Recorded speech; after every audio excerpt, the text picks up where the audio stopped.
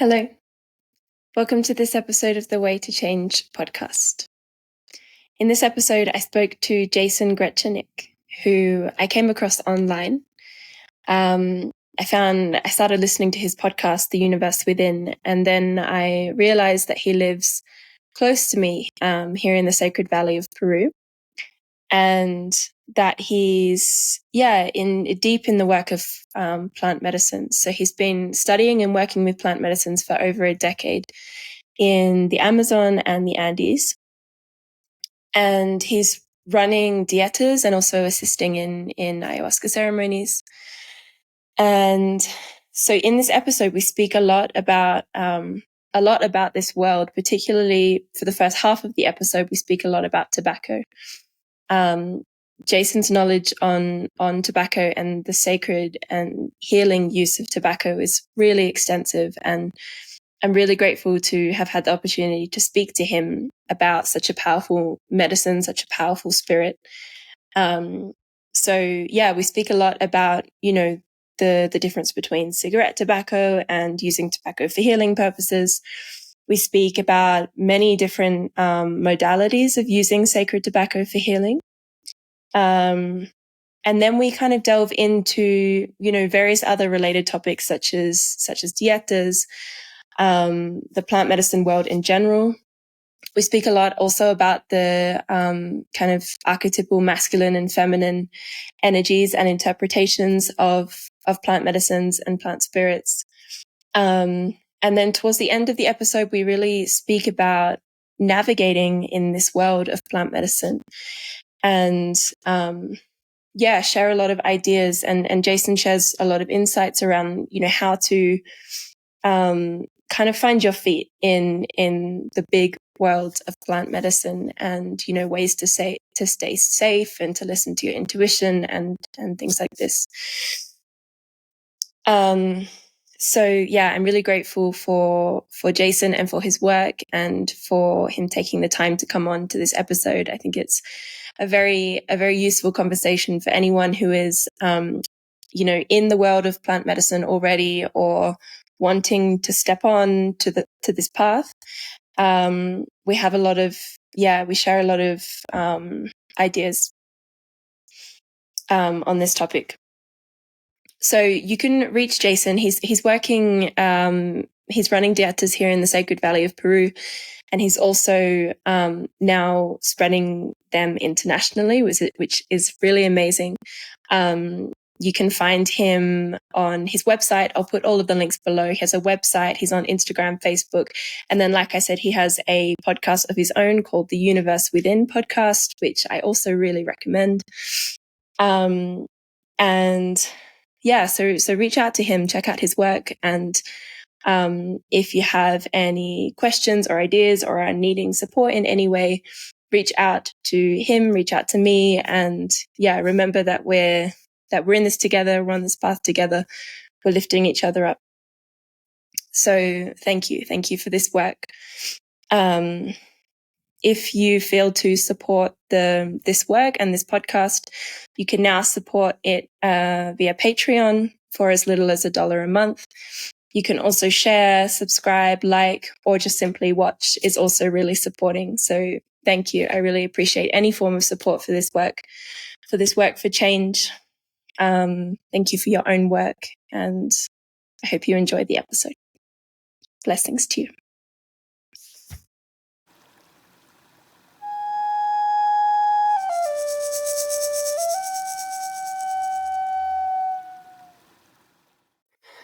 Jason, welcome to the Way to Change podcast. I'm really grateful to have you on. I've been following your work for a little bit of time now. I first found you online with the interview that you did with Alonso. And I was actually practicing my Spanish at the time, so I actually watched that interview so many times, using it to practice my Spanish. And then I found your podcast and realized that you seem to have a breadth of knowledge on things that I'm interested in and worlds that I'm starting to delve into. And one area in particular being tobacco, sacred tobacco. And yeah, I felt inspired to set up this episode with you because I feel like, at least as far as I've experienced, tobacco is less, in terms of a sacred medicine, it's a bit, I feel like it's a bit less spoken about. Like it doesn't have as much exposure as, say, ayahuasca, or I feel like there's generally less knowledge around the power of this plant, of this spirit. And yeah, so thank you for coming on. So why don't we just start by a bit of background about you and your work, kind of where your focus is at the moment, and how you came across working with tobacco. Yeah. Well, thank you for having me on, Emma. My voice is a little hoarse, so if it goes in and out, I'll do my best. It's always a big question, and I never know exactly where to start. But probably around when I was 20, I started to become quite interested in plants. Plants as medicine, plants as nutrition, herbalism, and at a certain point, and some people listening to this may have felt a similar thing. Some of these stronger plants started calling to me. Probably interestingly, tobacco was one of the first. But I think the one that I really heeded the call to was ayahuasca. That maybe many of your listeners are familiar with that. And it led me on a journey of going down to the Amazon and working with that plant, or that plant brew. And it really opened up a whole new world for me. And I had an amazing experience. I mean, it very much gave me what I was looking for, and I think much more even. And I'd always known about tobacco being a medicine, but much like you said, tobacco is an interesting plant because of all the plants, it's actually the most known, but it's probably the least known in its medicinal use. I think tobacco is still the third most widely grown plant in the world, so it's very used. And I think that's also a testament to its power, that it actually really got out there. It was, even when the Europeans, the Africans came to kind of the quote unquote new world, tobacco was really the main power plant that people started working with, because it was so widely used. They noticed that many different indigenous groups through North America, through Central America, through South America were working with tobacco, and so they adopted that habit. Interestingly, smoking also wasn't the main way that, even when the Europeans and Africans came over, that they were using it. They were also using it more in terms of snuff or snorting or chewing. The smoking was actually kind of a later convert. And tobacco is interesting in that way because it is a plant that you can use in many different ways. But that experience with ayahuasca, I think, also gave me a certain drive to go deeper into work with tobacco, which again, growing up, I'm from the United States, and I grew up in Virginia, and Virginia also has a very long history of tobacco. I mean, many people even refer to certain types of tobacco as Virginia tobacco. So it was always in my worldview. I was knowledgeable of it, and I grew up a lot learning about various North Native American traditions, and also kind of understanding and having a glimpse into this kind of reverence for tobacco and medicinal use of tobacco. But from the worldview I was coming from, tobacco was being used in a very different way. And so it was kind of conflicting and trying to understand that. When I began working with ayahuasca, one of the things that I was really looking for was this very experiential connection to plants. And when that began to open for me, tobacco was actually the first plant that I wanted to, after ayahuasca, to begin to explore more deeply. And kind of through a serendipitous chain of events, I ended up finding a tabacero in a lot of South American shamanic traditions, which are usually Spanish is kind of the lengua franca or the lengua castellano, I guess. Yeah. That word tabacero is someone who works with tobacco. So it would, in kind of colloquial terms, it would be a curandero who specializes in the work of tobacco. And when I began doing that work, it was very revelational for me, and it was something that had really been calling me. It was very difficult when I started working with that particular plant. But it was something that kept drawing me back, and eventually it led to kind of an entire apprenticeship working with tobacco. And but depending on what your audience is familiar with, a lot of these plants like tobacco or ayahuasca, they can often be called like master plants or teacher plants or power plants. And in a way, they're kind of complete systems within themselves. They can be used to heal on the physical level, on the mental emotional level, on the spiritual level. But they're also considered kind of gateways or diagnostic tools that open us to the world of plants.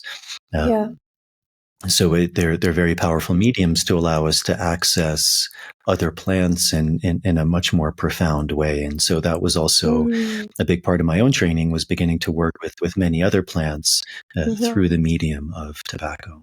Oh, wow. Okay. Gives a little bit of a... That's great. Yeah, that's great.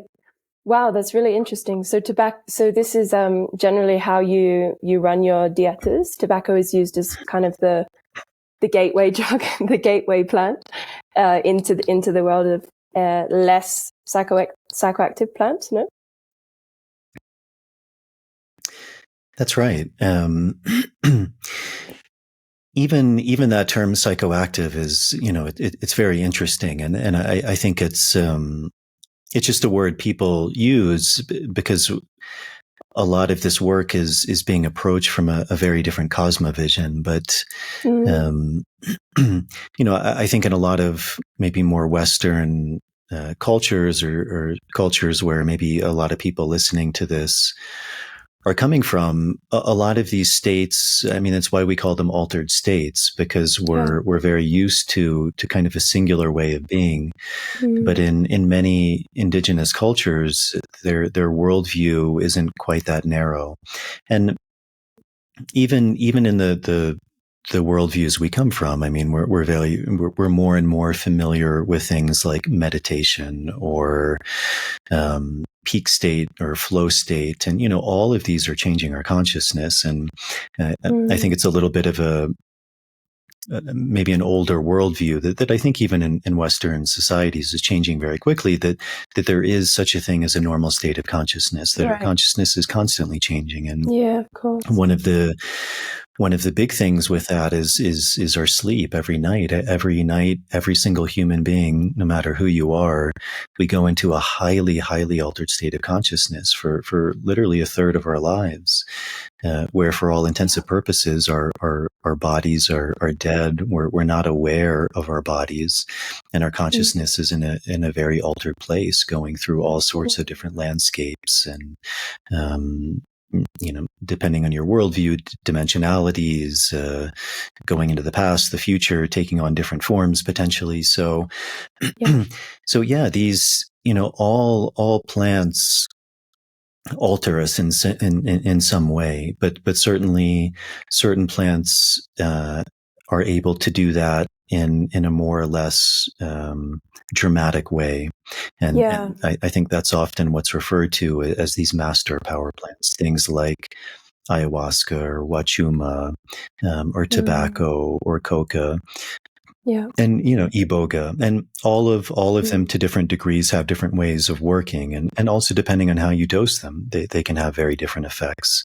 But they do have an ability to significantly change our consciousness, but also in that way they can alter our consciousness in a way to where we're very perceptive to other things. And so when we introduce another plant, under the influence of those plants, we're able to be much more perceptive to the medicine or to the spirit of that plant, to really begin to learn from it, or in kind of more shamanic terms, to form an allyship with it, to learn from the spirit about it, about the essence of that plant. Okay. So the plants that you work with in the dietas,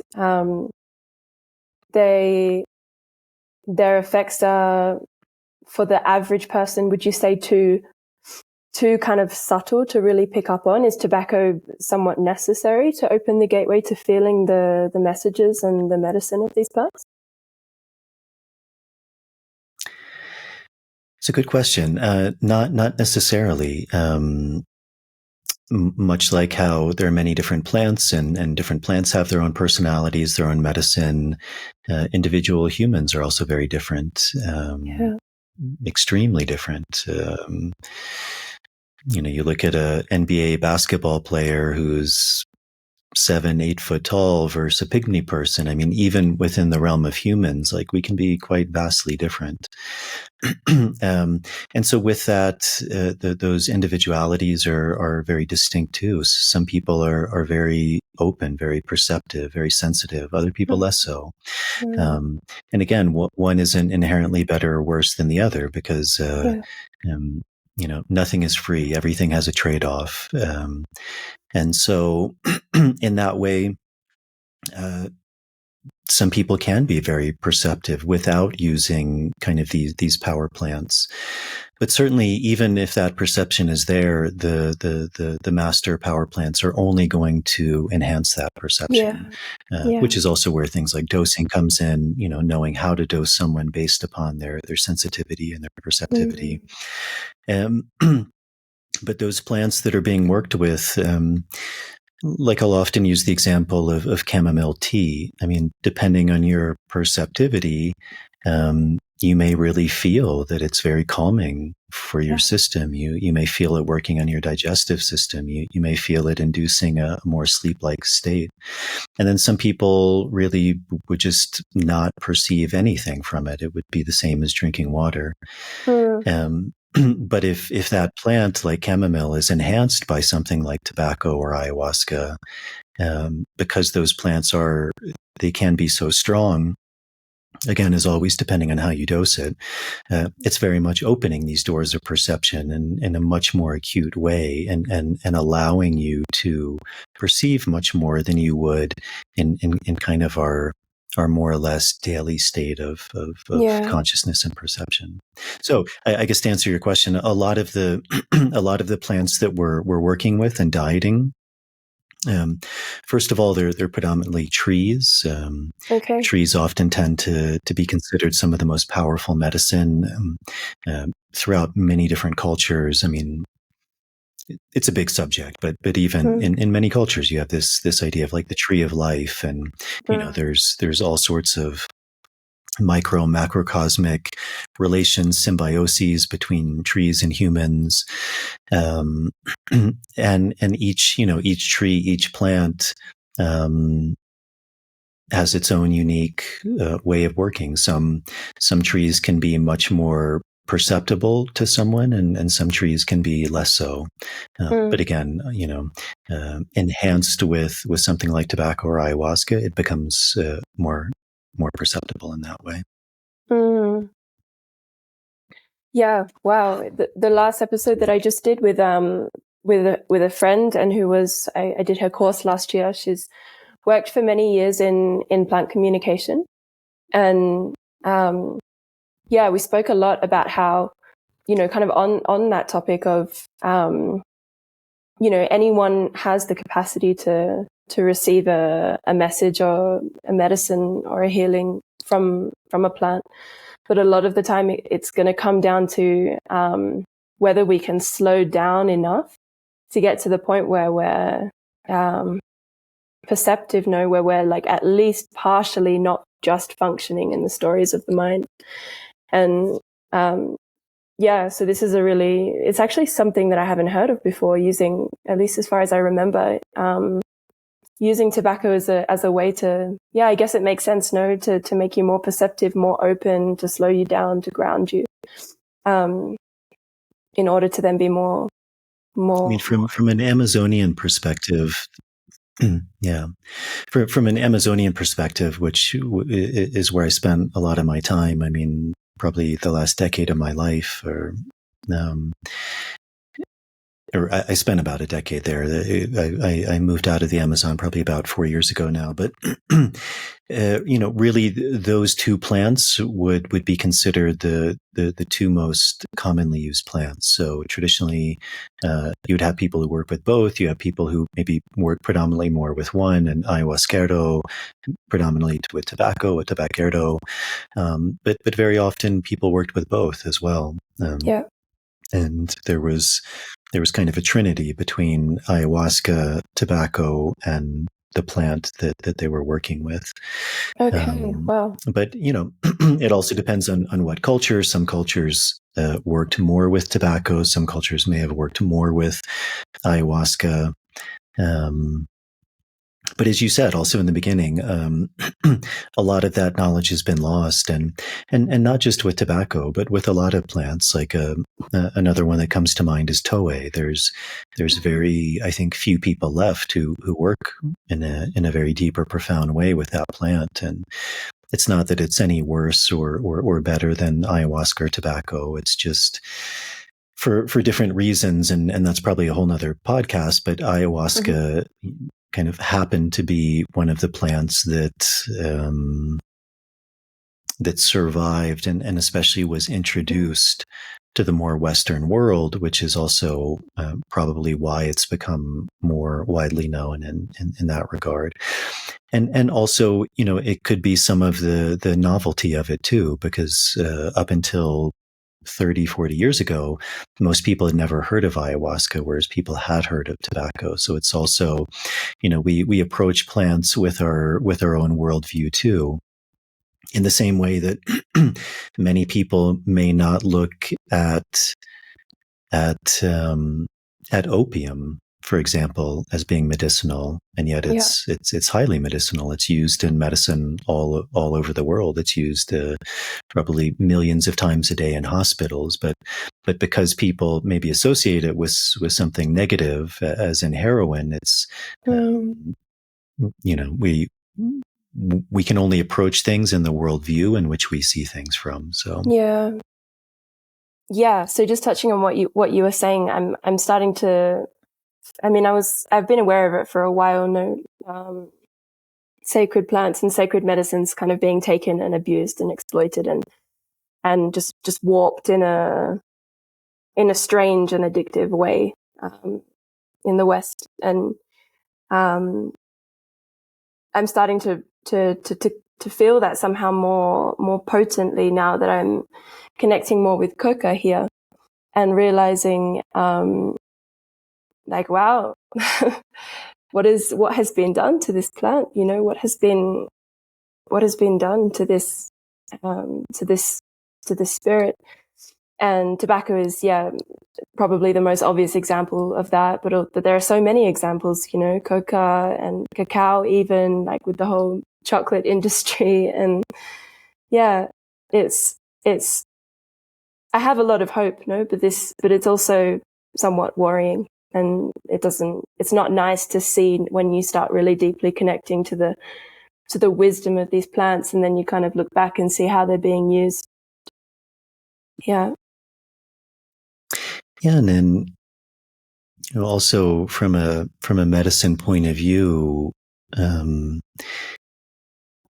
anything that's useful is medicine. Medicine is something that works, something that heals, and even something like the coca plant, which has a very, very long history here in the Peruvian Andes.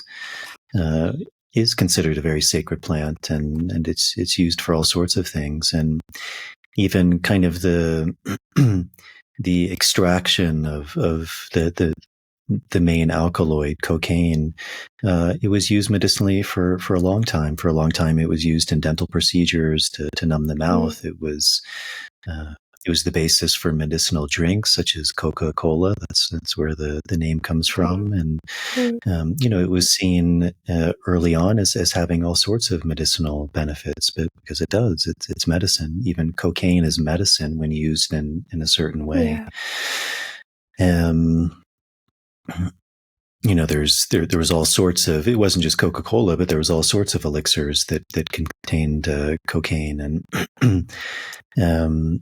I think it was maybe 15th century Swiss physician Paracelsus who was, I think, one of the first people to be recorded saying this, but the difference between medicine and poison is in the dose. And that's very true. And that's maybe also a more like rationalistic, scientific way of viewing it, but it could also be said it's in the intention, and the intention is huge. How we're using it, how we're coming to it, and that's where also in many of these more indigenous cultures, the story was very important, very profound. Because if you forget the story, you forget the medicine, you forget why you're using it, you forget where it came from. You forget how to use it. You forget all of the kind of healing codes that are built into these stories. And then we become kind of like orphans who are just experimenting with these very powerful sacred plants without any knowledge, without any wisdom. And it makes sense that we would get lost because we don't have the container that these plants are holding us in. It's why, for example, in most of the countries, probably most of the listeners are coming from, like, you can't just go and buy medicine. Usually you need a prescription from an authority, a wisdom keeper, who's usually an allopathic doctor, who says, this is the medicine you need for the condition you have, and this is how you take it, and this is how long you take it, and this is the dose that you take it. And there's a certain ritual in that as well, and then you use the medicine. But in that way, there's also a system that's in place to help to regulate that as well. Yeah.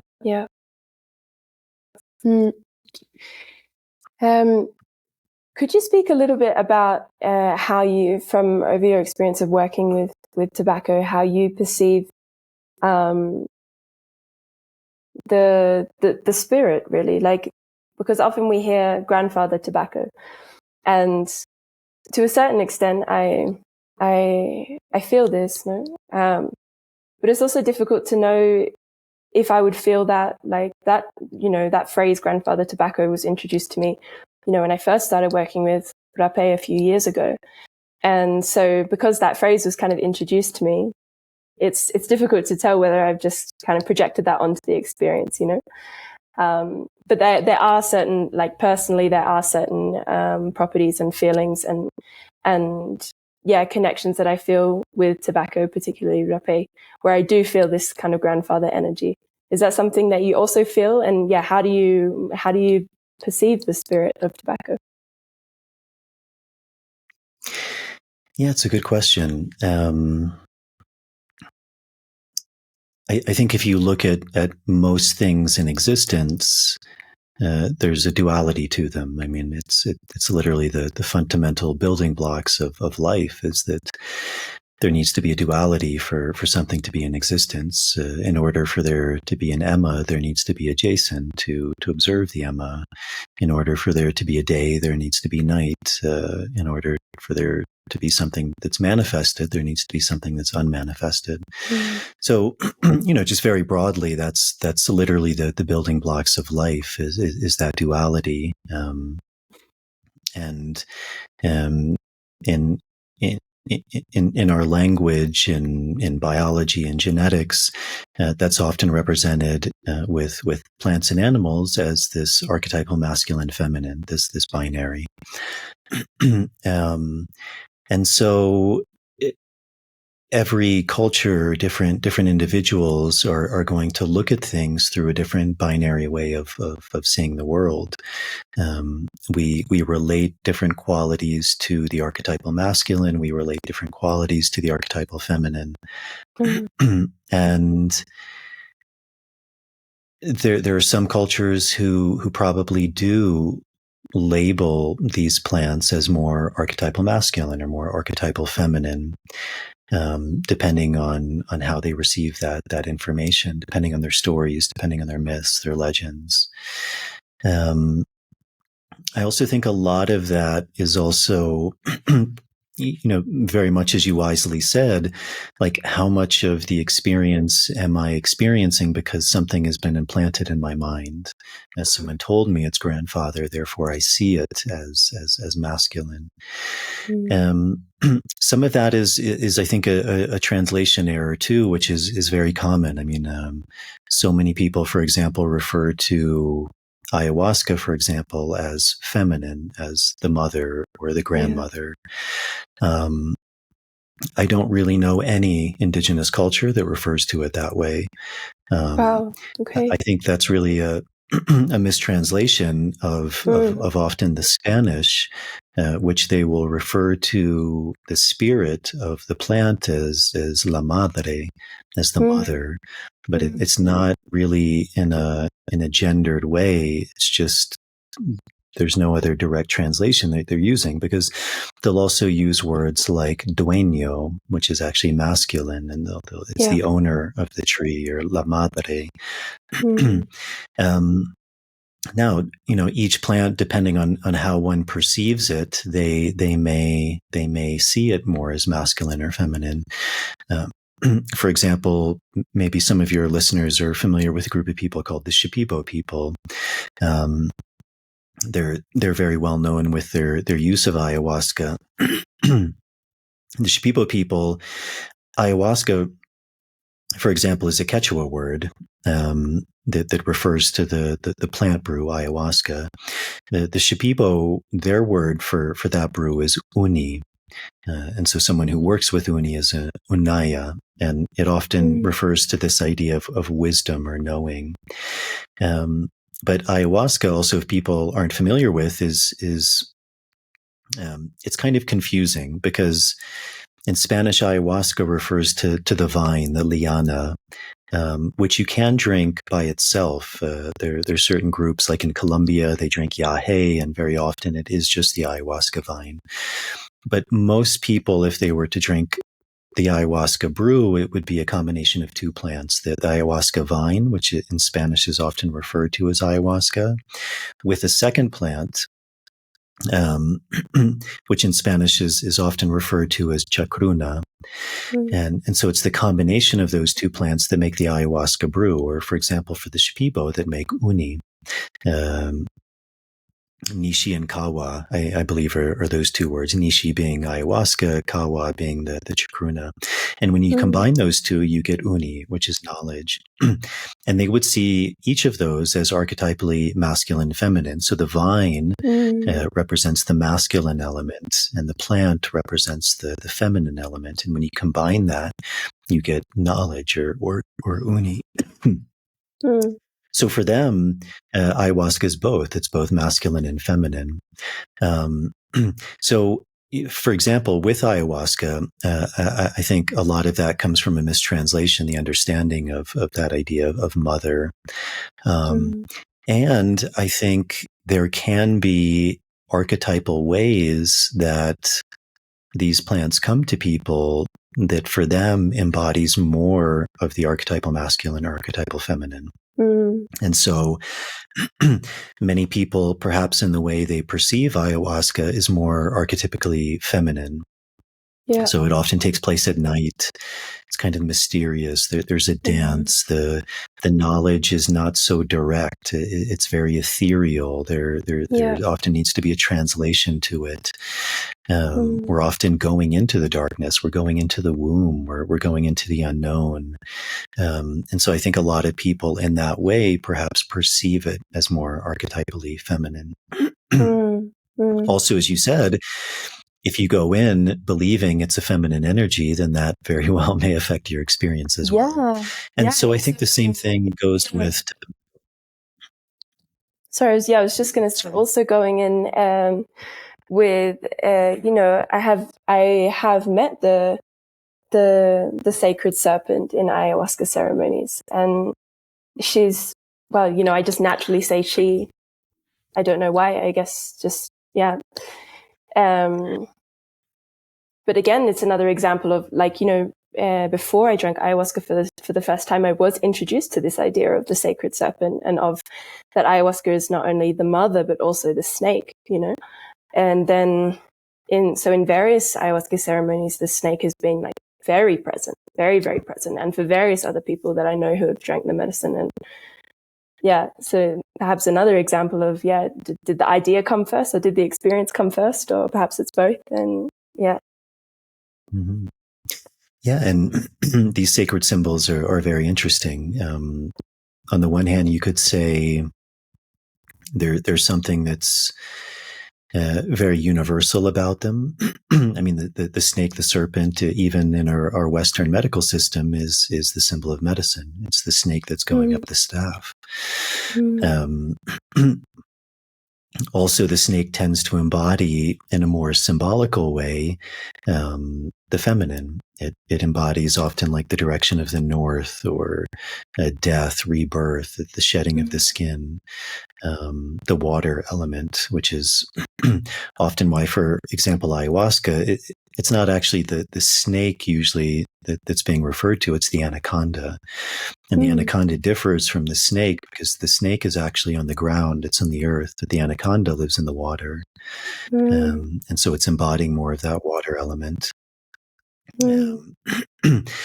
Also, the vine, which interestingly is the more masculine element, is very snake-like. It winds and goes up a tree. Right. So, there's a lot there. There's a lot to think about. But I think in that way, for many people, tobacco embodies that more masculine element.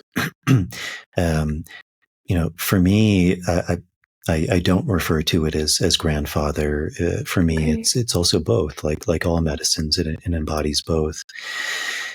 If you look at the way that often when you're dosing it and you're working with it in a strong way, a lot of the archetypes or the qualities, the emotions, the experiences that people have could be related more to this archetypal masculine quality. It's a much more direct medicine. The messages are very clear. It's very much working on strength. It's very much working on groundedness. It's very much working on alignment. It's giving us a sense of power, a sense of insight, a sense of clarity, a sense of an ability to see things as they actually are, much like a sword cutting through the veil.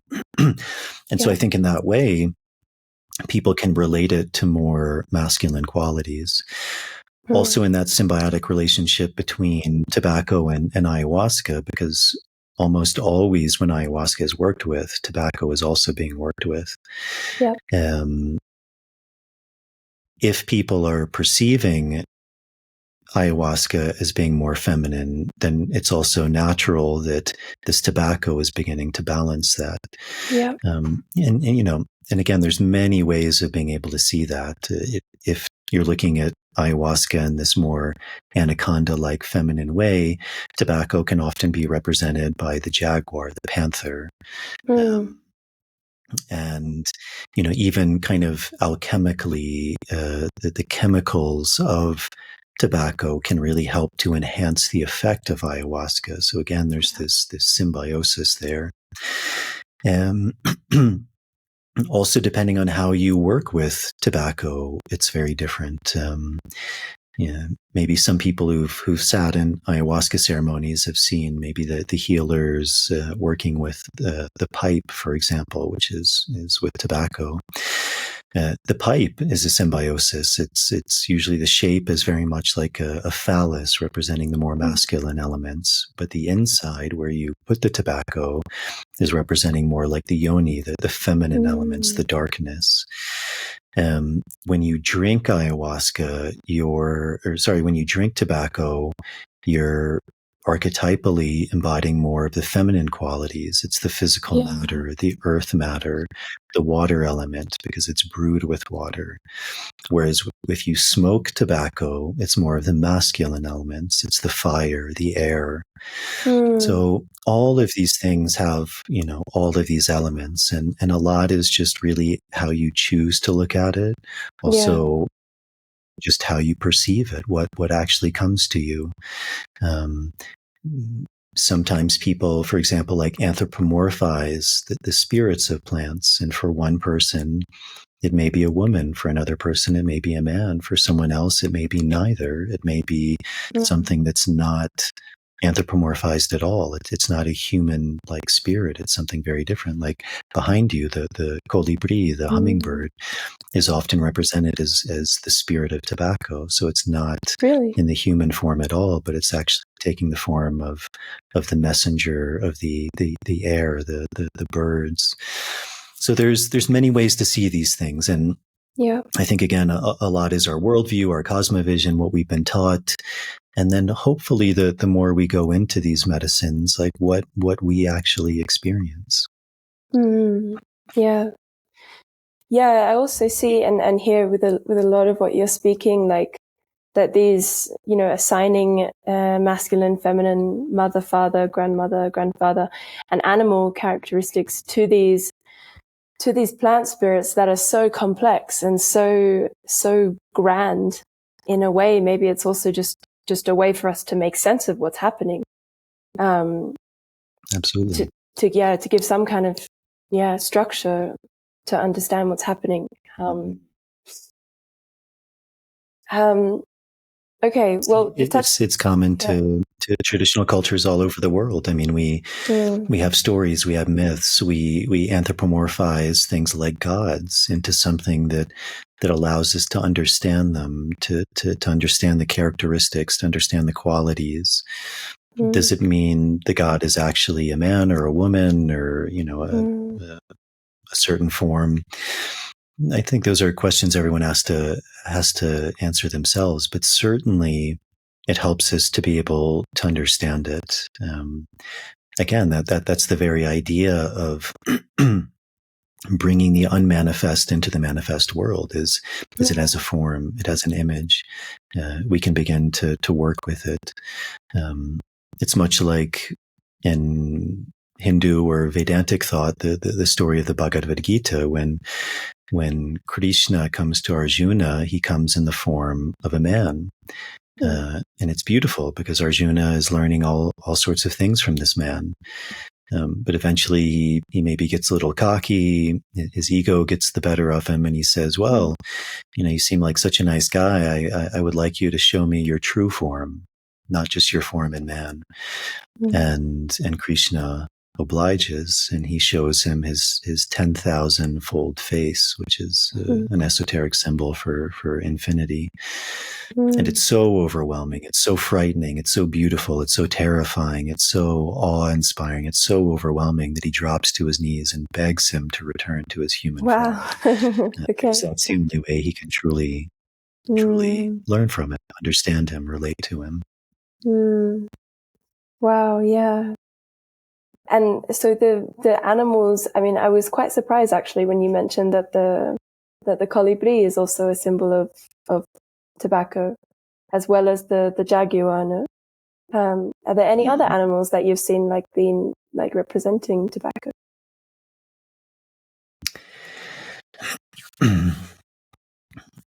It's interesting because, like everything I said, this is where things maybe get a bit complicated, because we all have our personal relationship with something, how we see the world. And yet at the same time, there are universal ways that we see the world. Like most people, if you put an object in front of them, they'll describe more or less the same object. And so in that way, these plants, I would say, also do tend to have certain universal archetypes. And it's not super difficult to think about that. Like, much like the example I used of chamomile, like most people, they would use that to soothe tummy issues, to help with digestion, to help with sleep.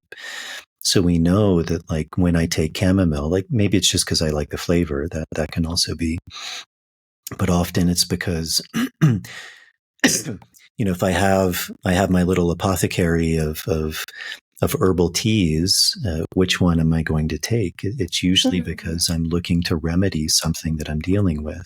And so in that way, I recognize that plant has a spirit, it has a medicine, it has a personality that's different from all of the other teas that are there, the mint, the munya, the rosemary, the basil, the thyme.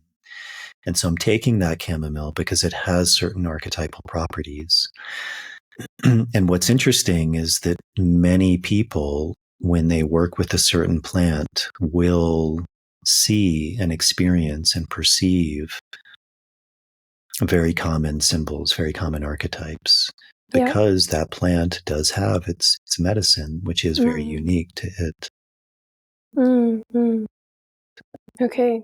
Yeah, it's just quite like surprising to me in a way to see to have you mention that it's often seen or understood as the jaguar and also the colibri, because somehow these animals are like so different, But of course, it's also one's interpretation and what kind of medicine they're needing. Because these medicines are very different. Yeah, they can truly range the gamut, the entire spectrum of what can come up from being very gentle, very loving, very healing, to being very, very difficult, to bringing us to the point of death, to being world shattering, to really making us question our very existence of who we are, of making us question reality. Yeah. And so archetypally, again, this is more just my kind of putting words into this, but something like tobacco can embody the sweetness of the colibri, the extracting of the nectar of who we are, extracting the nectar, the essence of plants, the flight, the beauty, the softness, the harmony. And it can take the form of a jaguar, which is tearing us apart. The strength, the ferocity, the domination, the mastery of the jungle, because in the jungle, the jaguar is the strongest animal. Everyone fears the jaguar. Even humans fear the jaguar. And in that same way, if we go deep enough into a medicine, it also embodies a deep fear, a deep reverence of the power of that plant. Yeah, and also with tobacco, it also really depending on how you take it. Like you mentioned earlier, there's so many different forms of using tobacco, and with, like, I was really feeling with what you were just saying, that the same medicine can take you to a completely different space one day and a completely different space the next day, and that's I guess dependent on just where you are psychologically in that moment, also your surroundings, and also depends on what that plant is mixed with. Like with rapé, for example, maybe it's a good time actually to go into the different forms of working with tobacco, especially for those who aren't aware of this. Do you want to start with rapé and what is rapé, how is it used, and as I mentioned early on, tobacco is a very interesting plant in that there's a number of different ways that you can work with it, that you can take it, that you can work with its medicine, which isn't true for a lot of plants, or some plants. Maybe there's one way you can work with it. There's two ways you can work with it. Maybe there's three ways you can work with it. Tobacco, there's a number of different ways you can work with it. In general, also with that, every way that you work with the plant is going to be different. It's why there's a different way of working with it, is because you're working with different elemental qualities of it. You're working with different medicinal qualities of it, which is why these various ways were developed, because they were seen as being useful in some medicinal way, in some mental emotional way, in some spiritual way. So, like many plants, often the most powerful way you can take it is to physically ingest it into the body, often in its liquid form. Yeah. So usually when you're dieting or you're working with it in conjunction with other plants, that's how you take it, is you ingest it like a liquid, much like you would with chamomile tea or ayahuasca or wachuma. You're taking it in its liquid form. It's going through, all parts of the body, through the digestive system, through the organs, often into the blood. So it's activating many layers of the body. Also with tobacco, again, probably the most common way that people are familiar with how it's worked with is through smoking. Now, again, this is kind of a big subject, but yeah, many people, and this may sound kind of silly, when they look at tobacco, they're thinking about cigarettes. But again, cigarettes are one way that you can prepare tobacco, but tobacco is a plant. It's a very beautiful plant, like plants are. It's green. It often has very thick leaves, very oily, very sticky, kind of hairy. It has these beautiful flowers, pink, yellow, white flowers. And so that's the plant. And then part of the art, part of the alchemy, part of the medicine is how do you process that plant? So often tobacco goes through a pretty extensive human process of manipulating the tobacco. So, for example, when you're making tobacco to smoke, first you're drying. You're taking the leaves. You're drying them. You're often using different mixtures of different leaves depending on how high they grow on the plant. After you dry them, you're often putting them through a curing process, a fermentation process. You may be adding things like caña, like rum or miel de caña, molasses, to also add a certain sweetness, preserve them, also to play with the alchemy of them. And it's often fermented. And that also changes the alchemy of it. And then, once that whole process is done, then it's kind of chopped and it could be smoked. But even within that process, there's a lot of different variables that can happen. How are you curing it? Are you air drying it? Are you flue curing it? So traditionally, for example, tobacco would be air dried. That changes the alchemy in a very specific way. And I would say in general, because it was a time-honored tradition, it was changing the alchemy for the better. What often happened with the cigarette industry is to speed up that process, they started flue or fire curing it to speed up that process. But you're changing the alchemy. You're also introducing into the tobacco whatever that heat source is, which could be propane gas, for example, which then the tobacco absorbs. Yeah. And that changes the alchemy, which is why, for example, when you traditionally smoked a pipe or cigars, people didn't inhale it into their lungs. And it wasn't even because they were taught to do that, but probably more so because there was just an inherent knowing in the body that when you took the smoke into the mouth, the mucous membranes of the mouth absorbed all of the alkaloids that you needed to receive the medicine of that plant. If you fire or flue cured the tobacco, your body doesn't then absorb all of the alkaloids through the mucous membranes of the mouth. You actually need to take it into the lungs to absorb that. So by doing that, you're receiving the alkaloids of the tobacco, but you're also taking it into the lungs, which kind of, as I mentioned, nothing is free. There's no such thing as kind of good or bad in that way. There's only trade-offs, and there's a trade-off when you take it into the lungs, like anything. So, just to kind of say that, that there's many variables in how these things are worked with, the processes. And then from a more shamanic point of view, who is the one doing that? It's really a huge difference. Someone who has Yeah. knowledge of that plant? Is it someone who's singing to that plant? Is it someone who truly has a relationship, who has an allyship with that plant? Is it someone who can talk to the plant? Is it someone who's done that, who really knows the ways of that, versus just kind of someone who's doing it because they're getting paid to do it, but there may not be a relationship there.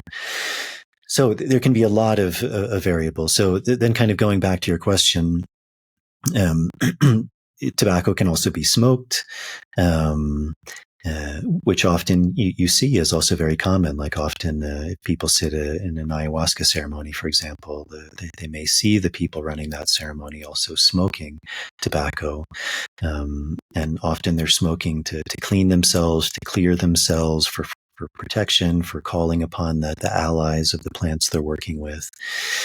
You mentioned this idea of rape or hape or snuff. That there's many different names for it. The Matses, for example, use it. Some people say, they're like one of the groups where this comes from. Their word for it is nunna. And I've spent some time with the Matses, so I can also speak a little bit from their perspective. So, for example, when they use the nunna, the snuff, they wouldn't use cured tobacco. They would use the fresh green leaf. So when you're inhaling it, it's like this bright green leaf, bright green powder, almost like matcha tea or coca. And they would say, really after a few weeks, it begins to lose its power. It begins to lose its spirit. So you really need to make it fresh and then work with it and use it. They would often work with it from these very long tubes too, in a very strong, forceful way that really affects you. I mean, it can literally knock you back on your back. And often they would do it all night. They may do it 10, 15, 20, 30 times to the point where you are in a very altered state of consciousness. Which is maybe very different from how people may be working with rape, kind of with their own inhaler and kind of doing a short, soft, gentle, small dose once or twice. So again, even with the dosing, it's going to have a very different effect. Who's doing it? The Matses would often say, be very careful who gives you rape. They would say, you should only consume it. You should only allow someone to apply it to you who has qualities that you want to take on, because you will be taking those qualities on. So if they have qualities you don't want to take on, you may not want to be. So that's the snuff. Tobacco can be kind of boiled down to a paste, to a very thick paste, which they would call ambil, which is often then mixed with a certain type of salt, usually because most of this is coming from the jungle. It would be a type of jungle salt, which they call sal del monte, this wild jungle salt, which kind of activates the tobacco in a certain way. And again, there's this idea of this symbiosis, a lot of these ways that you would work with tobacco, like with the ambil, like with the rape, like with the drinking of the tobacco. You're actually mixing them with a second plant, much like how ayahuasca is worked with. You're mixing it with another plant that can activate the tobacco. And so you have ambil, which is this thick paste, which is mixed with this jungle salt. This would usually be, they would call it licking. So you would lick it with your tongue, or you would put it in your gums. So this could be kind of worked with on a very regular basis. There's also the snorting of tobacco, which is different from the rape, which is in powdered form. You can also snort it in its liquid form, which in some traditions is called shingialo, or shingiar is the verb. Again, this has very different properties, very different reasons why you would use it. You can also chew tobacco. So taking the cured leaves, or it could be the fresh leaves too, again, depending on how you work with it. It could be straight, it could be mixing it with different things, again, something like molasses or different salts, but chewing it. And that's another way to extract the essence of the tobacco. There's also enemas, so really, really allowing Wow. tobacco to go into all orifices of your body. And there's other medicines you can do that with too, which, is kind of bypassing the entire digestive system and really, going straight in, and it's much more powerful. Um, you know, One caveat with all of these is, any strong plant, it's very wise to work with these plants with someone who knows how to work with them, because if you don't, they can be dangerous. Certain forms, maybe like smoking or ambil, small doses of rapé can maybe be more gentle. They don't have as huge effects, but some of the other ways can have very, very big effects and even deadly effects. And so it's like any strong plant. That's why I was saying in the beginning, there's a very fine line between medicine and dose. And so any of these very strong plants, it's very important to not experiment with it, but to really understand and to work with someone who knows how to apply these. So those are, however many that was, kind of the 6 ways that I'm most familiar with of how tobacco can be worked with. Okay, thank you. And it's a different type of tobacco plant, or a different type of tobacco species that is used in everyday cigarettes, and that is used in like rapé and mapato, basically. Could you explain a little bit about that for our listeners and also for myself? Yeah. Tobacco is a plant, and like any plant, for example, you have apples. An apple is an apple is an apple. But you can have different varieties of apples, much like when you go to the grocery store, you see apples that are maybe bigger or more red or more yellow or more sweet or more bitter. So it's the same with tobacco. You have different varieties of tobacco. And there's actually many. There's probably dozens of varieties. In kind of the maybe more international market, and especially for smoking, it tends to be a variety which is called Nicotiana tabacum. Some people say this is a more hybridized form. It's certainly a bigger plant, so it yields more. Although, interestingly, it wasn't the first variety that was used for smoking. So even when the Europeans and Africans first came over, they were actually working with other varieties of tobacco. And many were working with Nicotiana rustica, which is this wild tobacco or jungle tobacco. And it's the tobacco that is most often used in the Amazon as medicine, as in all of these different forms. They're usually working with Nicotiana rustica. The kind of colloquial name is mapacho. But mapacho really refers to the rolled cigarettes. That's what mapacho is really referring to. But if you were to take it in other ways, it would be tobacco or the name of whatever form you are taking it in. So those are really the 2 most commonly used ones, but almost all of the cigarette tobacco you would find would be Nicotiana tabacum, or blonde tobacco, Virginia tobacco, bright leaf tobacco, the Amazonian one.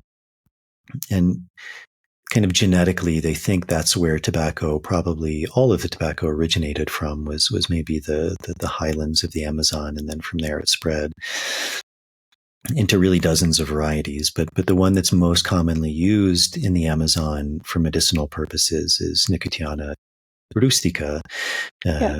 Also could be called tobacco, mapacho. In English, it's called green leaf tobacco. Sometimes it's referred to as black tobacco because it's a darker leaf or dark leaf tobacco. Okay. And for anyone who is listening, who's intrigued and wanting to step into the world of using tobacco in a sacred way, in a way for healing, and in a way with respect, in what form would you suggest someone to start working with this?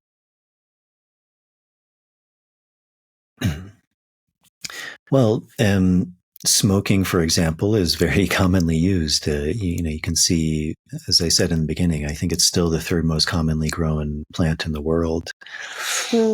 Um, unfortunately, again, with cigarettes, as I said, they're cured in a different way, which is probably not the best for the health, because you inherently begin to take it into the lungs. Yeah. Often it's grown with pesticides, herbicides, which I think people are also having a bigger understanding of what chemicals can do to our bodies. Probably not ideal. And especially if you're taking those chemicals into your lungs, it's, again, probably not ideal. And especially when you consider the fact that cigarettes have many chemicals added to them. The exact number, I think, is up for debate, but I've heard around 6,000 chemicals are added to them. And when you combust that, it could be potentially up to 8,000 chemicals. So, and I think many people often, because of education, realize that cigarettes can be detrimental to the health.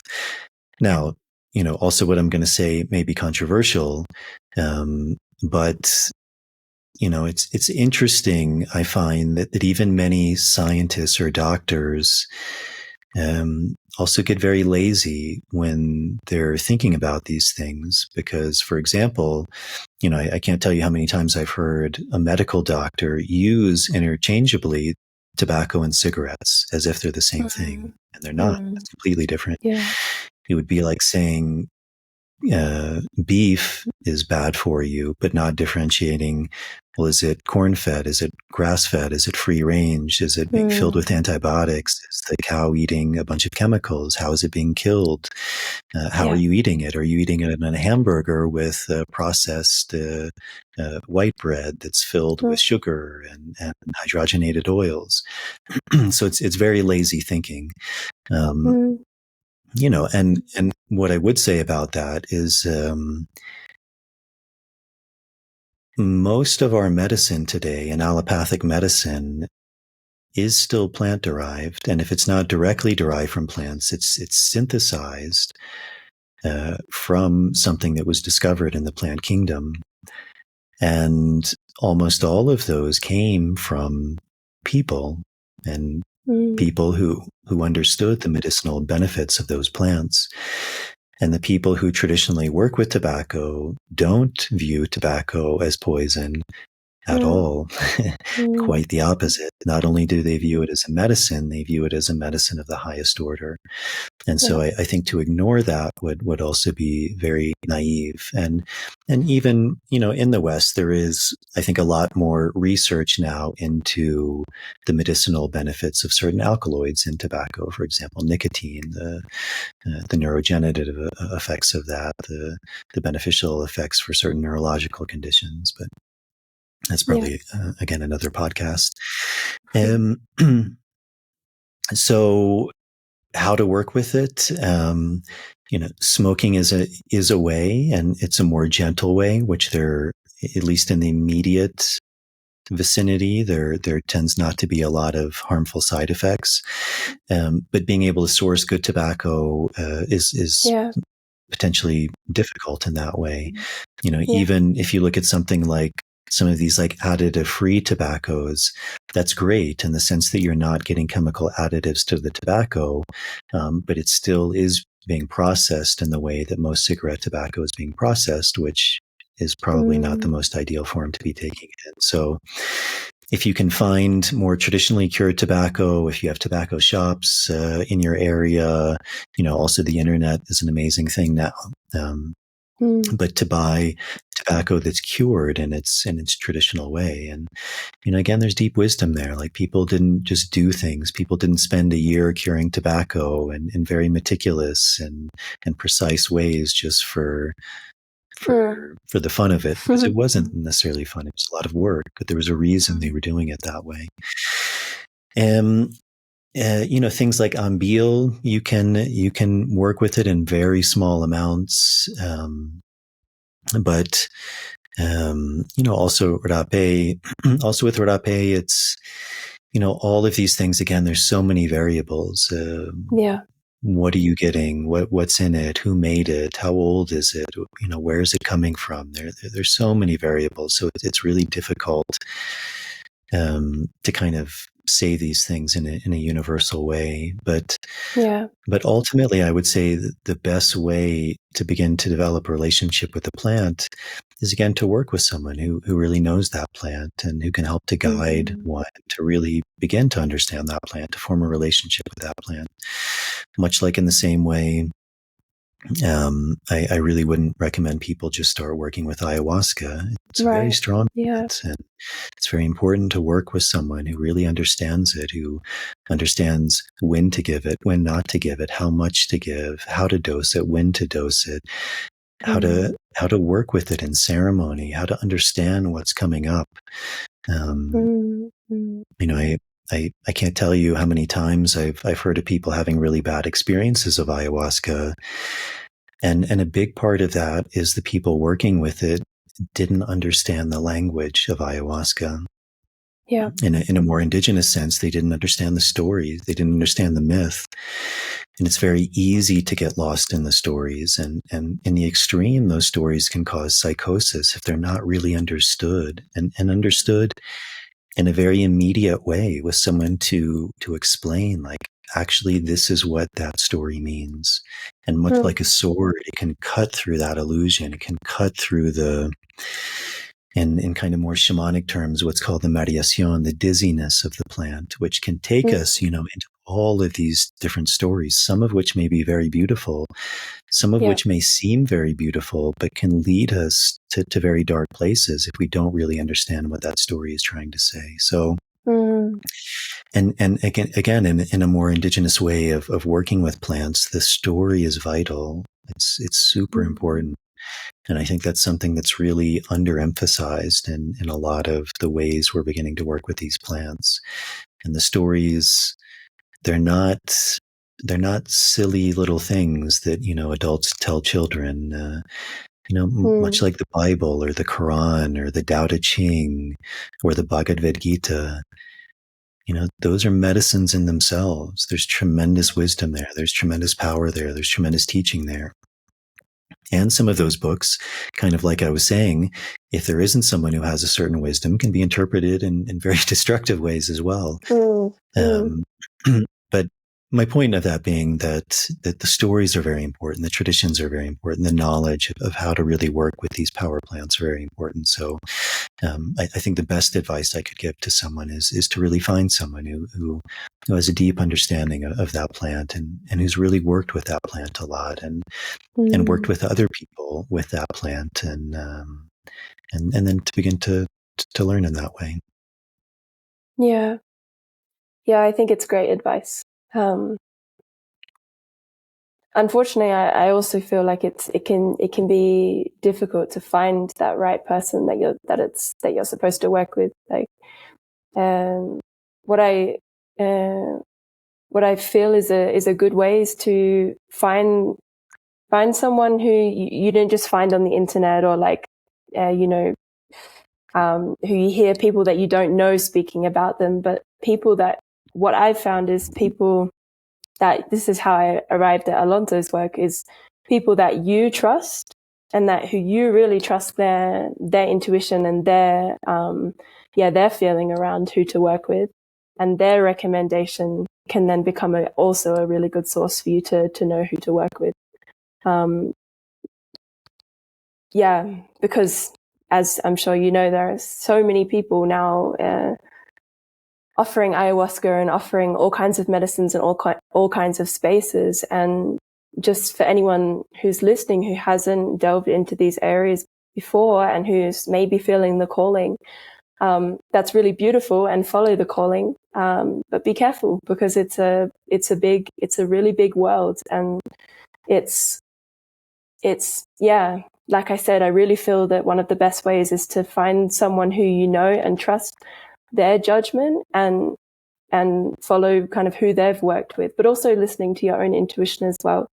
But yeah, also if you have any advice to offer as well on how someone can go about finding someone to work with, because we cannot just walk into the jungle now. Like, and work with the first shaman on the street. This is, in my opinion, this is really dangerous, especially as a woman. I mean, as a man as well, as everyone, but with women, there is also another added danger, and so, yeah, if you want to speak to that a little bit, how someone can begin to kind of start to navigate their way in this medicine world, because it can be really misleading and really dangerous. Yeah, it's a lot of great points you brought up, and again, we live in an interesting time. This story may sound kind of strange, but there's a group of people called the Kogi, and they live in the Sierra Nevada of Colombia.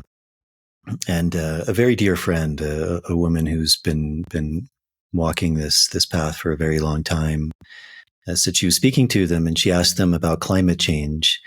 And their answer was that she asked them, why is there climate change? And their answer was, humans have forgotten their sexuality. Wow. Okay. So there's a lot maybe to go into there. Not such a straightforward answer for some. And obviously that can be taken in many different directions. But there is a truth to that.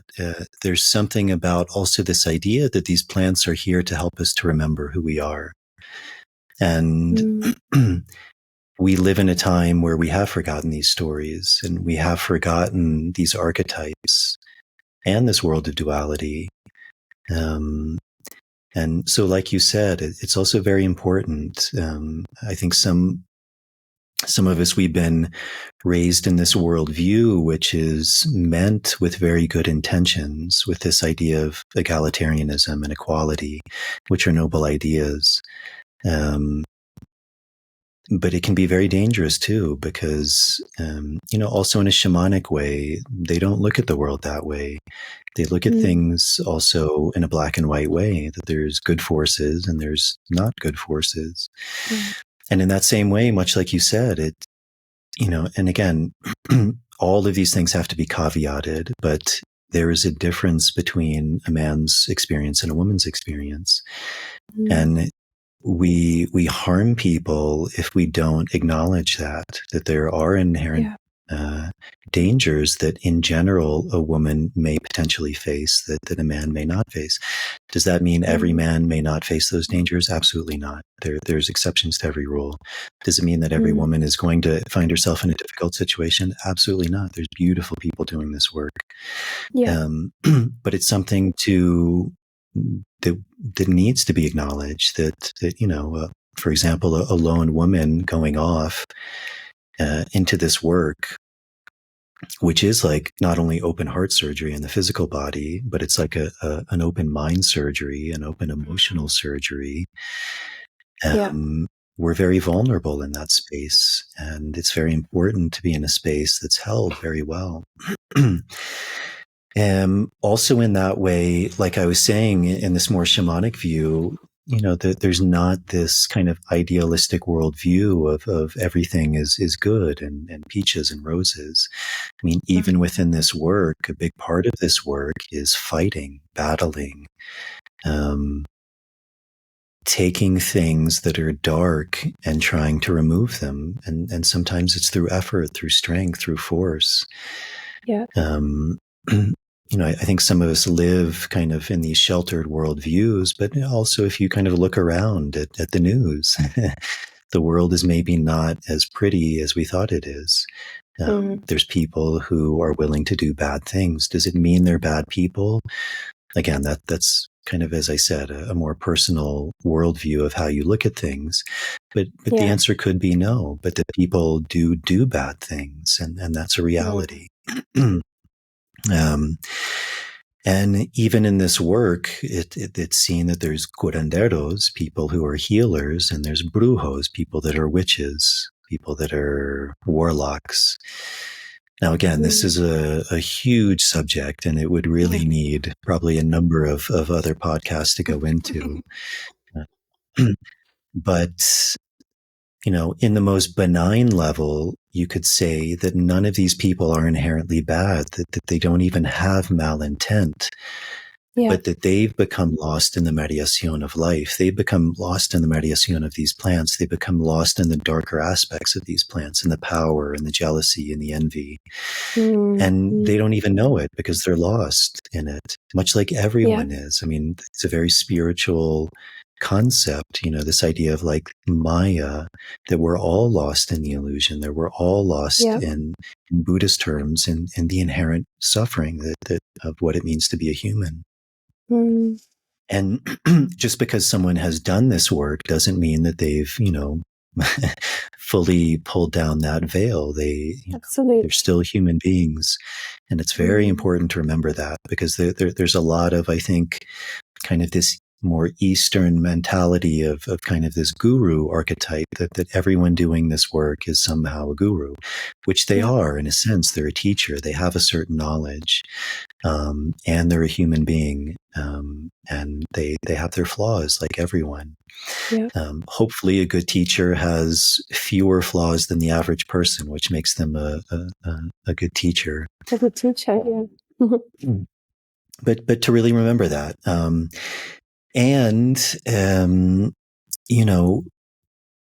One person who can be an amazing teacher for one person can maybe be a not so good teacher for another person. That's also the reality of it. So it's also very hard, I think, because there also seems to be this trend now, which again is I think built in good intention, which is kind of like calling out people. And again, there can be a lot of good for that. If someone really does something really bad, it's important to say that. But also, just because I don't like someone, it's much like a restaurant. I could go to a restaurant that has 1 million 10-star reviews and I don't like it. Does it mean the restaurant is not good? Not necessarily. Does it mean I don't like it? Yes, that's what it means. I don't like it. It just doesn't flow with me, and that's okay. So also to realize that, just because someone else says this person is good, there can be real benefit to that. That's really important, is to talk to people. Good people in general are going to have a good reputation, much like a good doctor. If a good doctor is able to heal a bunch of people, word is going to get out and other people are going to show up. Does it mean that doctor can cure everything? No. And no honest doctor will say that. It's why also in our medicinal systems, we have specializations. One doctor may be really good for one thing, but he or she may know his or her limitations, and then maybe refers you to someone else. So all of these things are things to take into consideration. And I think it's really difficult to give kind of a universal way, but in general, listening to your heart, and that may sound kind of cheesy, but that's where truth is. And as you said, a lot of us have layers, blocks. We all do. And part of this work is about beginning to remove those, to understand them. And as we do that, we can get closer in touch with our heart, but really listening to that as best you can. And then sometimes there's just going to be a trial and error. You kind of listen to your friends or a website or intuition, and you go to someone and maybe it's great and that's amazing. That's ideal. And maybe you go to someone and you just realize like that person's not for me, or that medicine isn't for me, or that medicine isn't for me at that moment of my life right then. And maybe what I need is something else. And so all of these things, doing your research, listening to your heart, listening to other people, and then also holding it lightly, and being able to kind of, in boxing terms, kind of dip, flow, like, weave and bob, and be able to work with what's coming at you. And I think another thing that you brought up, which I think is important, and again, that there's no easy answer for this, but and it goes back to this idea of duality. There's always this line, and it's a very fine line, of if and when you do find someone, really being able to give yourself over to that person. For example, I practice Brazilian Jiu-Jitsu, And, it's a similar thing. Where do I go? How do I find someone? And, I went and I talked to different people. I read different things. And then finally I settled on a school and I felt really good there. And I made that decision. And so also when I made that decision, I listened to my teacher and I did what he told me to do. He said, do 50 push-ups. I did 50 push-ups. He said, triangle choke this guy, triangle. He said, your game is this. I followed him. And eventually after many years, maybe I could, there can always be a questioning and there should be a questioning, but I trusted him and I listened to him. And I think that served me very well. On the other side of that, I had made a good choice. Like he was a good person. The school was safe. The school was highly skilled. The other side of that is, while there's a huge benefit in giving yourself over to the teaching, to the teacher, to the plant, you also need to listen to this deeper intuitive sense, which can change, which can come up depending on things that come up. And really listening to that, because the other side of that is a lot of people end up in very bad situations because they blindly follow someone. They blindly listen to someone. And when things come up, where in a deep sense, they sense something isn't right.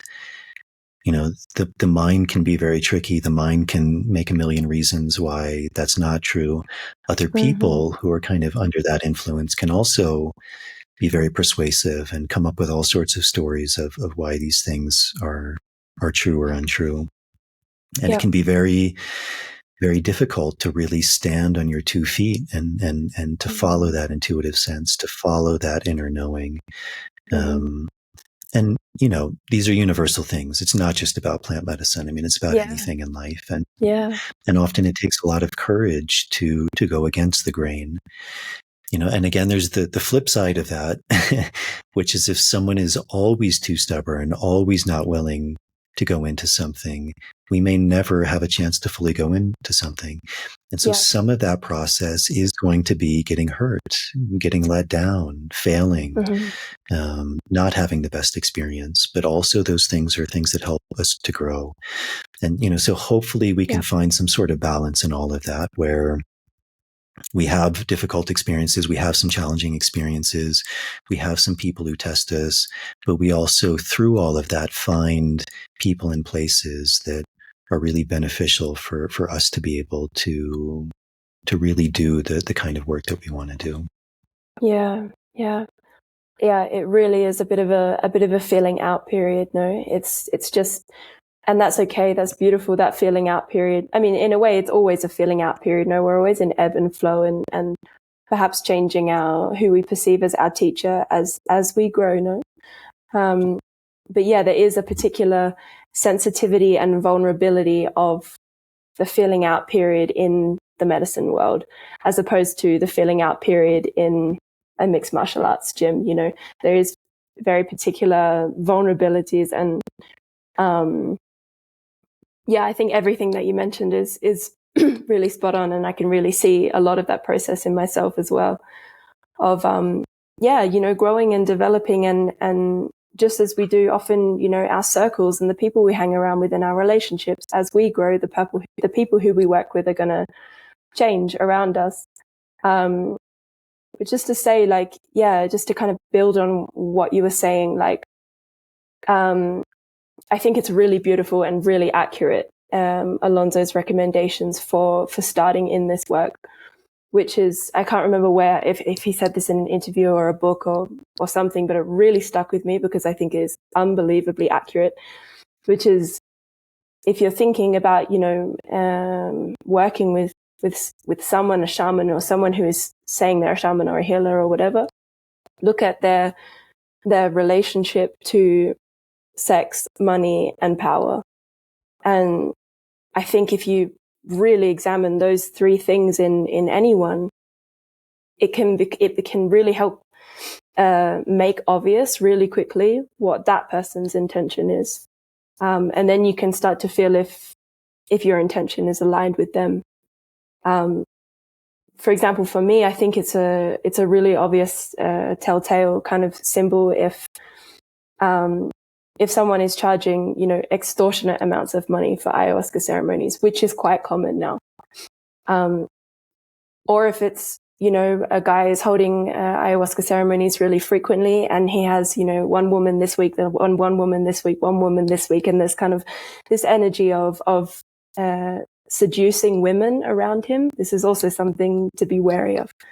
And not just if you're a woman, also if you're a man, because not necessarily that you're going to be seduced by him, but you're going to place him in a position where you're perceiving him as a teacher. And, you know, do you want to adopt those values into your life?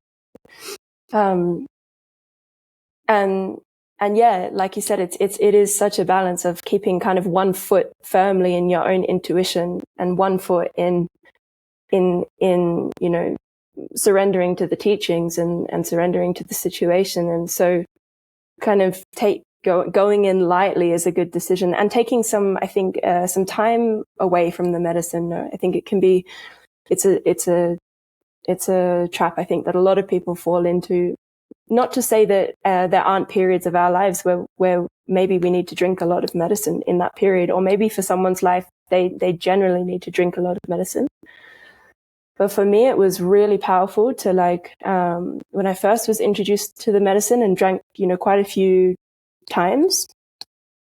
And then it was like really powerful for me and for my development and for my growth to then remove myself from the situation and not touch any medicine for a year, and just kind of see how my body adjusted and how my consciousness adjusted. And it was so necessary and is so necessary to continue that.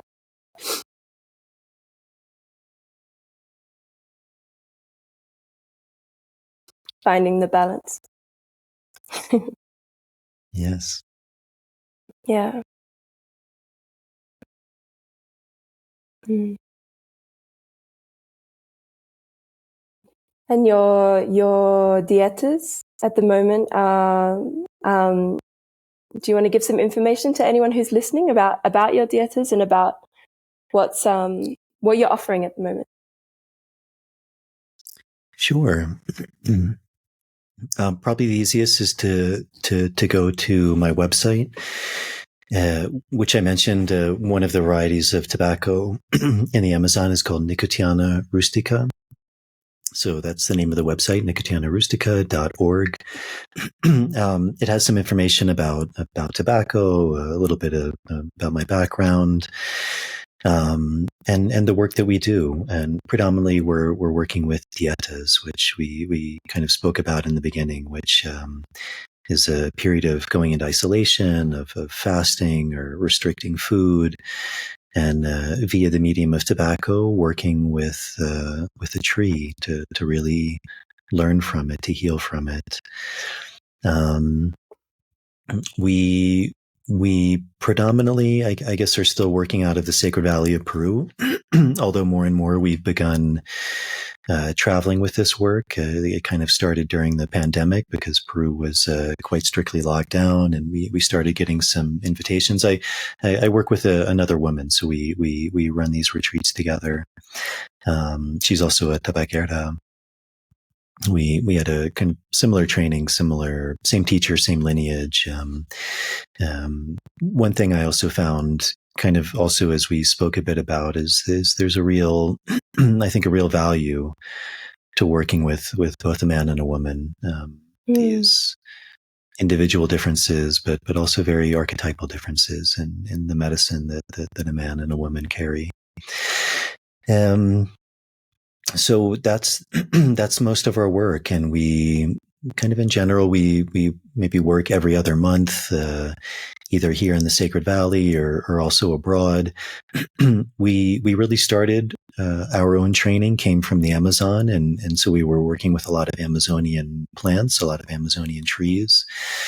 But a number of years ago, we also started getting inspired to begin working with plants from where people are indigenous to themselves.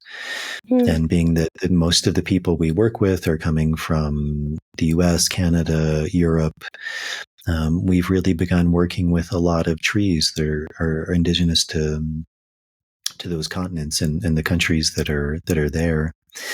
And so kind of taking this Amazonian technology, taking this traditional, this knowledge that we learned and were gifted, and really beginning to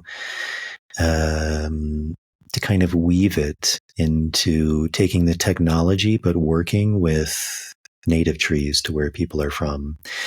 And so that's a big part of our work now too, is when we go abroad, we always bring some Amazonian trees, but we're also working a lot more with local indigenous trees to where people are from. So trees like oak and hawthorn and elder, alder, blackthorn, olive. And every year we hope to continue to also do more of this work ourselves, to continue to learn from new trees so that we can also begin to give more trees to people as well. Yeah. And are you finding like generally a similar experience? I mean, obviously everyone goes on their own journey with each particular tree and each particular plant, but do you find like similar lessons come up from the oak tree, for example? Are you able to witness in your participants that similar lessons are coming up through working with particular trees? An absolute yes. And that's kind of what I was mentioning in the beginning is every one of these trees has its own spirit, its own medicine, and it's universal. Which is quite amazing if you really think about it. And no matter where you are, no matter where that tree comes from, it has a spirit. It has its own medicine. Always these trees, these plants are going to speak to people. They have to speak to people in a language that the individual understands. So the way that it archetypally speaks to maybe someone from the US versus someone from the Peruvian Amazon is going to be different. The symbols that come to them, although less and less as the world becomes kind of more intertwined. But yeah, in one dream and in one vision, for example, this is a very general archetype, but if you're coming from the US, the medicine may come to you in the form of a car. It's a vehicle of transport, and in the US we drive a lot of cars, so that's how the plant may come to the person. Right. Whereas in the Amazon, it may come to them in the form of a canoe or a spirit or something that speaks to them in the same way that it's going to speak to you literally in the language, most probably, that you speak. If you speak English, you're going to be filled with English-speaking dialogue, whereas if you're Shipibo, you're going to be filled with Shipibo dialogue. But yeah, the answer to your question is yes. All of these trees have an archetype, have their medicine, and have their very particular way of teaching, which is very universal. And again, the imagery, the archetypes will be different for different people depending on who they are, where they come from, what their worldview is. But the essence of the tree is universal. Yeah, it's a really beautiful experience to witness this, and really beautiful to see how this kind of intertwines with the previous episode that I did with a woman called Anna, who's really deep in plant communication work, and really realizing, that the messages that come are, you're not just making it up. It's not just a story of your mind. Like these plants really have things to teach us, and they don't have to be really power plants like ayahuasca and wachuma and tobacco. They can be more subtle. So thank you for the work that you're doing and for opening these doors to people. And if anyone wants to work with you, so they can find you on Facebook, Instagram, you have a website. I'll link all of these below as well. Yeah, the website is probably the best. Facebook I don't use as much, although I do have a page. Probably Instagram is better. I also have a podcast, which is called The Universe Within, and I have an Instagram page for that. So that's also a way to hear a bit more from me, from different guests who I interview. I also always post the work that we're doing on the Instagram page as well. So, and then the website is very up to date. There's also a mailing list where if you want to throw your email up there, we whenever we're doing a new retreat, we notify people via the mailing list as well. Nice. And you said that you're wanting to take this internationally. No, you're not just working in the Sacred Valley here in Peru. That's right. About 3 years ago, we went to New York. We've been to Israel. We've been to Ireland. We've been to Portugal. We've been to Colorado doing this work. We're going to Canada this upcoming year. We're going to France this upcoming year. And then we're probably either going to either Australia or South Africa. Still trying to figure out the logistics of that. So yeah, we're starting to get around. Yeah. Really nice. Yeah. Thank you. Thank you so much. Thank you for taking the time to do this as well. I really appreciate it.